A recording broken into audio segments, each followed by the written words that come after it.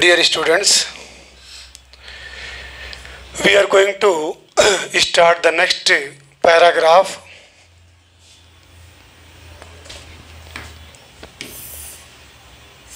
Since no one would understand a word of my stories to Kitty, if I were to plunge right in, I had better provide a brief sketch of my life, much as I dislike doing so.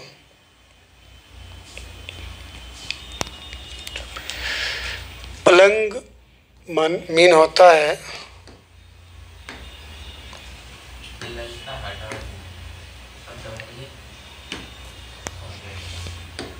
Yes plunge right in to start talking about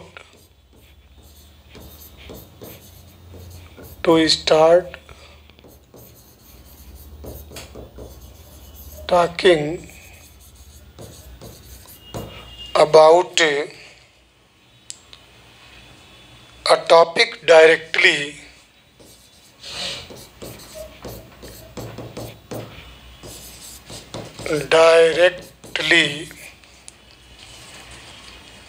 without preamble.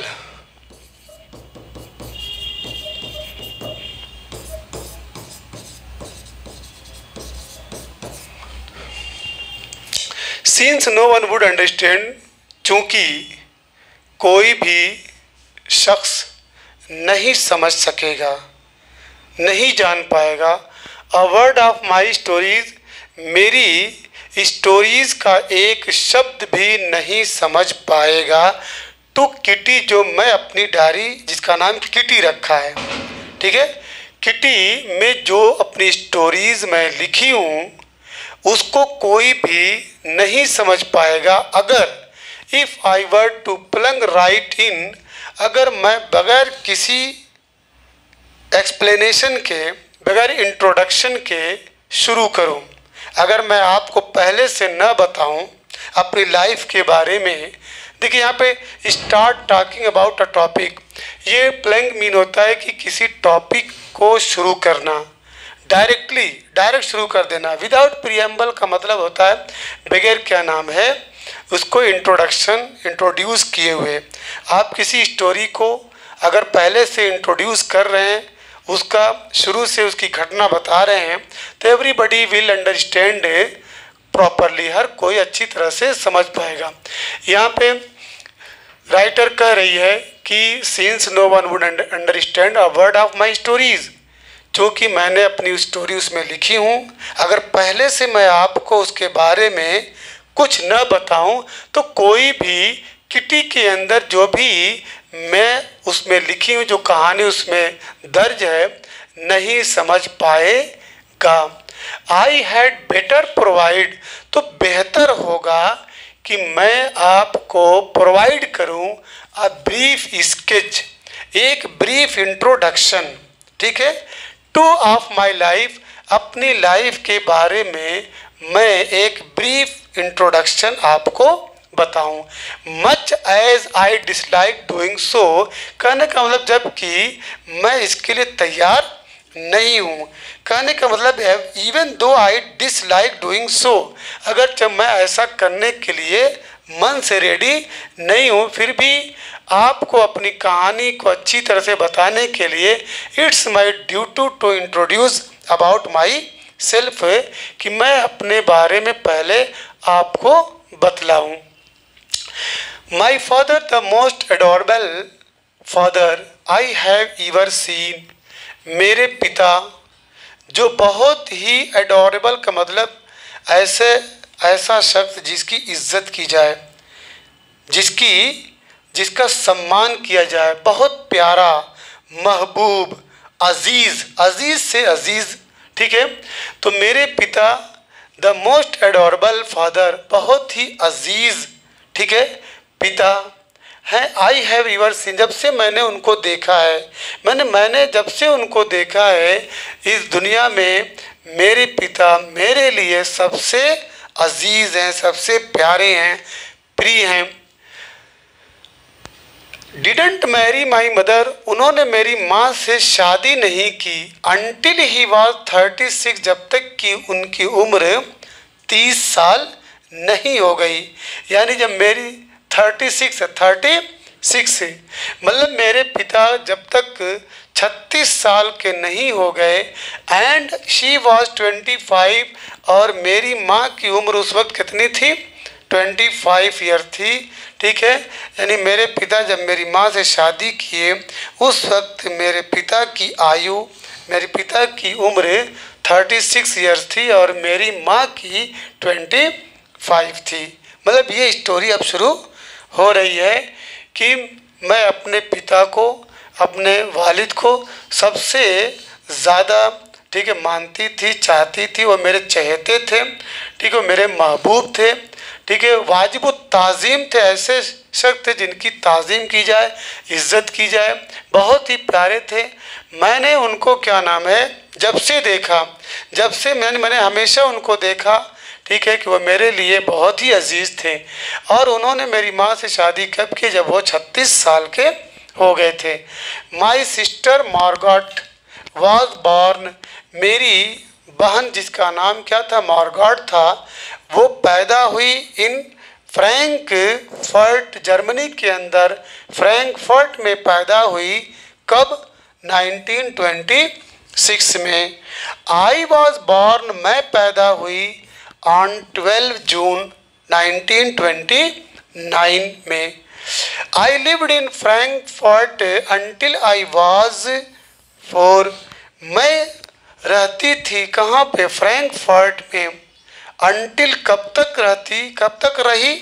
जब तक कि मेरी आयु 4 साल की न होगी। मैंने 4 साल की उम्र तक मैं कहाँ रही? फ्रैंकफर्ट में। Confirm.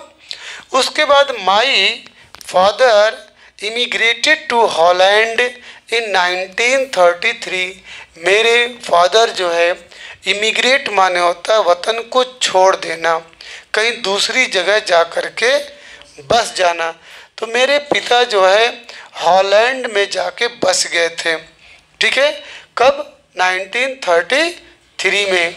My mother Edith Hollander Frank, मेरी माँ जिनका नाम क्या था? एडिथ हॉलैंडर फ्रैंक, वो भी उनके साथ थी।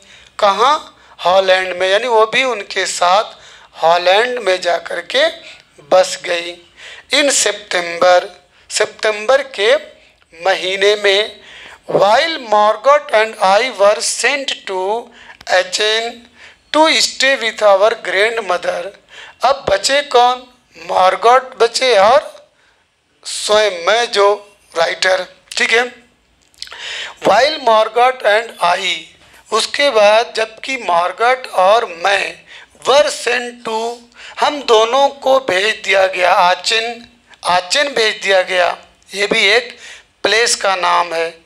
आचेन भेज दिया गया to stay with our grandmother, कि हम लोग अपने दादी के पास रहेंगे, कि दादी के पास ठहरने के लिए हमारे माता पिता ने हमको, ठीक है, दादी के पास भेज दिया। Margot went to Holland in December and I followed in February. Margot जो है हॉलैंड गई किस महीने में? दिसंबर के महीने में। अच्छा, जितना बेहतरीन लिटरेचर आप पढ़ेंगे, आपकी एक्सरसाइज उतनी अच्छी। यही सब पूछेगा किस महीने में कौन कहाँ गया, ठीक है, कितने लोग थे। तो Margot went to Holland in December, in the month of December Margot जो है कहाँ गई? हॉलैंड गई। एंड आई फॉलोड, और मैं भी पीछे पीछे पहुँची, मैं उसके बाद गई। किस महीने में? फरवरी के महीने में। When I was plunked down on the table as a birthday,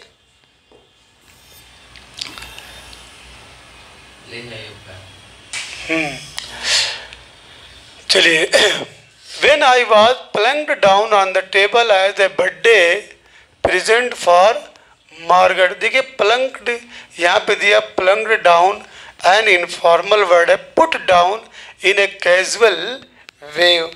put down, जब मुझे रख दिया गया, कहाँ पे रखा गया?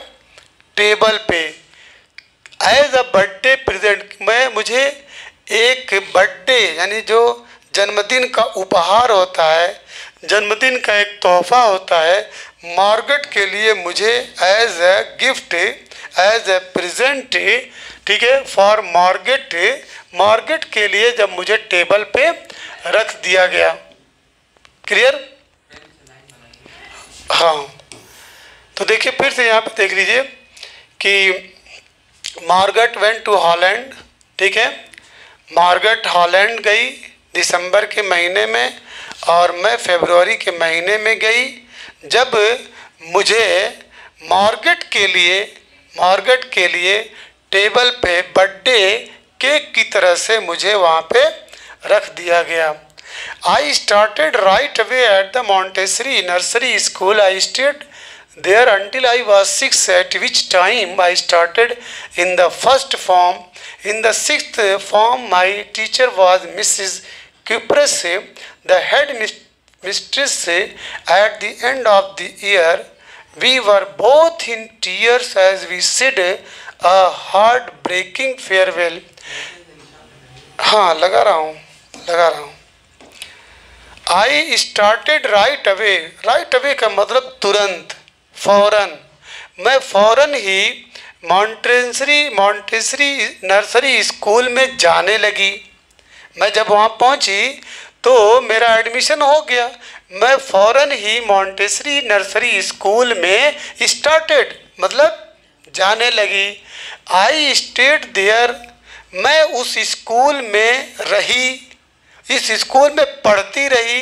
कब तक? अंटिल आई वॉज 6, जब तक कि मैं 6 साल की न होगी। 6 साल तक मैं उसमें, ठीक है, पढ़ती रही। एट विच टाइम, जिस समय, I started in the first form, देखिए यहाँ फॉर्म का मतलब क्लास है, जिस समय मैं फर्स्ट क्लास में पढ़ना स्टार्ट की।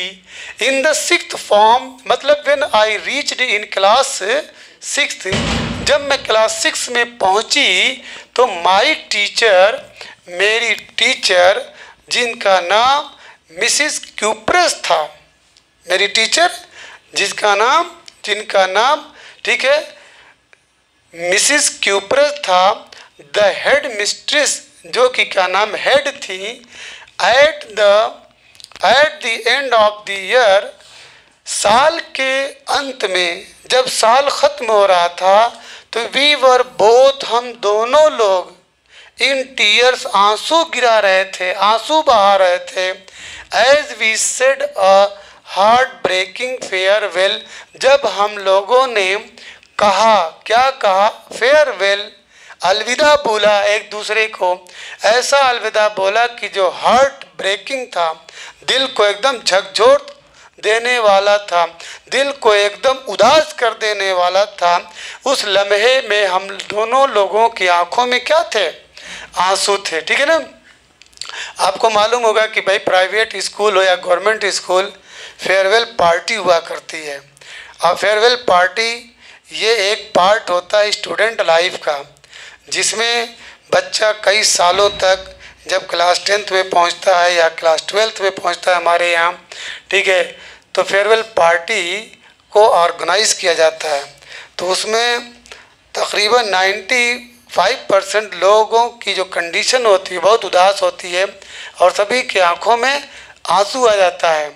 और अक्सर वहाँ पे ऐसे अशार या पोएट्री या कविताएं बोली जाती हैं कि हो जैसे एग्ज़ाम्पल में कि क्या नाम है, अभी अलविदा मत कहो ऐ दोस्त, किसी मोड़ पर फिर मुलाकात होगी, ये चमन यूं ही रहेगा और हज़ारों बुलबुलें अपनी अपनी बोलियां सब बोलकर उड़ जाएंगे। इसके बाद in the summer of 1941 grandma fell ill and had to have an operation, so my birthday passed with little celebration.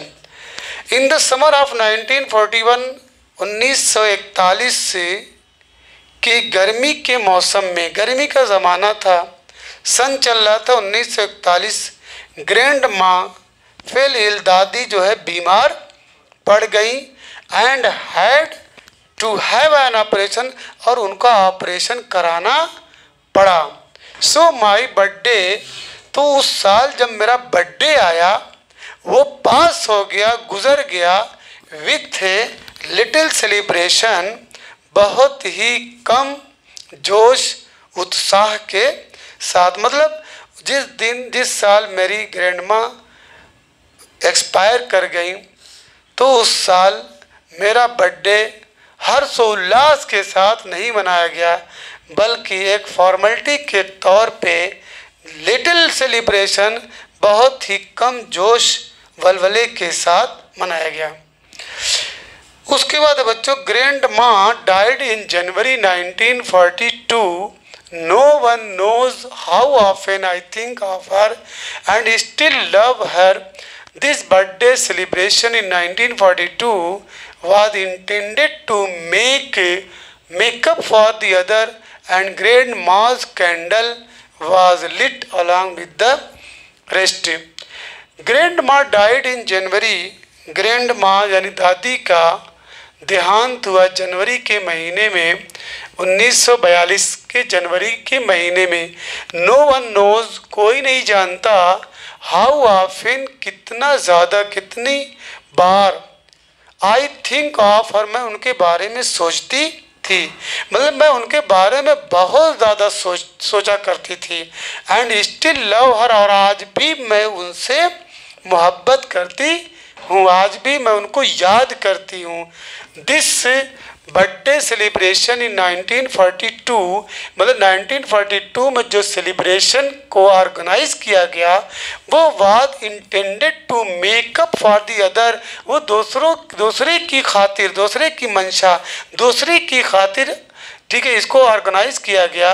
And grand mass candle, और दादी की जो कैंडल उस वाज लिट, वो जलाई गई, अलॉन्ग विद द रेस्ट, बाकी लोगों के साथ इनकी कैंडल भी जलाई गई।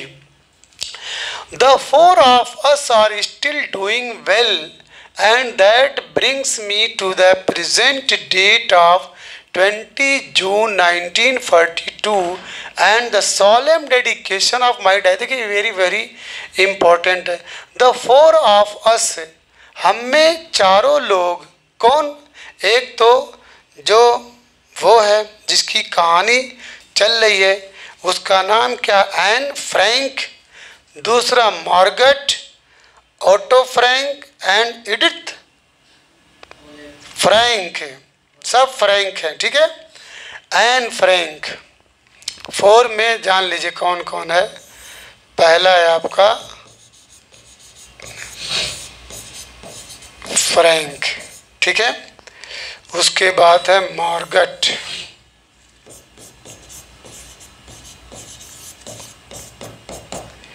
तीसरा जो फादर हैं ऑटो,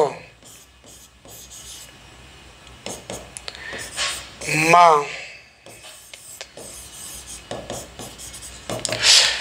द फोर ऑफ अस से हम में ये चारों लोग जो जिनको यहाँ पे लिखा गया है, Anne Frank, Margaret Frank, auto Frank, Edith, ठीक है। ये बच्ची वही जो डायरी की राइटर है, मार्गरेट उसकी sister, auto father, Edith mother. तो आर स्टिल डूइंग विल, सब कुछ अच्छा अभी तक चल रहा। मतलब हम में से हर लोग अपनी अपनी जिंदगी सुचारू रूप से व्यतीत कर रहे थे, अच्छी तरीके से उसको गुजार रहे थे, कोई टेंशन नहीं था। And that brings me to the present date, और धीरे धीरे मुझको प्रेजेंट डेट ऑफ 20 जून 1942 का ज़माना, 20 जून की डेट तक हम लोग मैं पहुंच गई।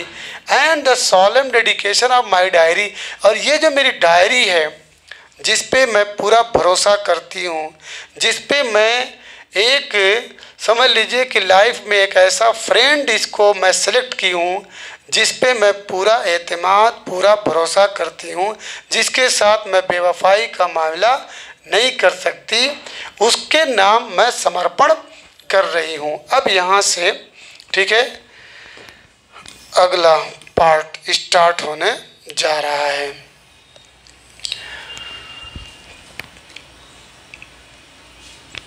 डियरेस्ट किटी, कौन कौन मुखातब है, किसकी तरफ इशारा है? वो डायरी। Dearest Kitty, our entire class is quaking in its boots. The reason, of course, is the forthcoming meeting in which the teachers decide who will move up to the next form and who will be kept back. Dearest Kitty मतलब मेरे प्यारे, मेरे जिगरी दोस्त, my closest friend। ये Anne Frank किसके सामने, किसके रूबरू है?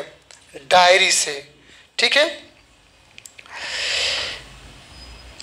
इसमें ये कि our entire class is quaking in its boots. अब इसके बाद our entire class is quaking in its boots. देखिए, quaking in its boots, shaking with fear, डर से कांपना, एंड नर्वसनेस, उदासी की वजह से, मायूसी की वजह से लरजना, कांपना। तो आवर इंटायर क्लास, हमारी पूरी क्लास, इज क्वेकिंग मतलब इज ट्रेम्बलिंग, कांप रही थी। हमारी पूरी क्लास जो है डर के मारे, खौफ से, डर से, मायूसी से कांप रही थी। ये देखिए, क्विकिंग इन इट्स बूट्स है, ये पूरा एक साथ। ठीक है, तो हमारी पूरी क्लास जो है फियर से शेक कर रही थी, कांप रही थी। द रीज़न, वजह क्या थी? What was the reason behind this? इसके पीछे वजह क्या थी? ऑफ कोर्स, बेशक इसके पीछे वजह ये थी कि is the fourth coming meeting, कि वो आने वाली मीटिंग थी।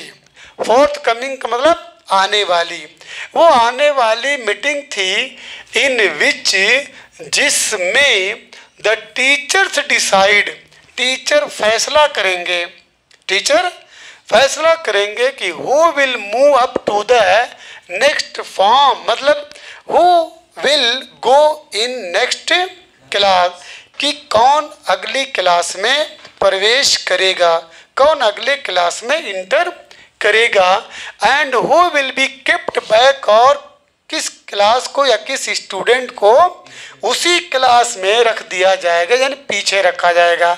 यहाँ पे मतलब ये है कि एक लगता है एग्ज़ाम होने वाला है, टेस्ट होने वाला है, या उस पर टेस्ट हो चुका है, रिज़ल्ट डिक्लेयर होने वाला है, तो उसी की मीटिंग थी। उसमें फैसला होगा कि कौन सा बच्चा या बच्ची, शायद बच्ची का स्कूल है, ठीक है, अगली क्लास में इंटर करेगा।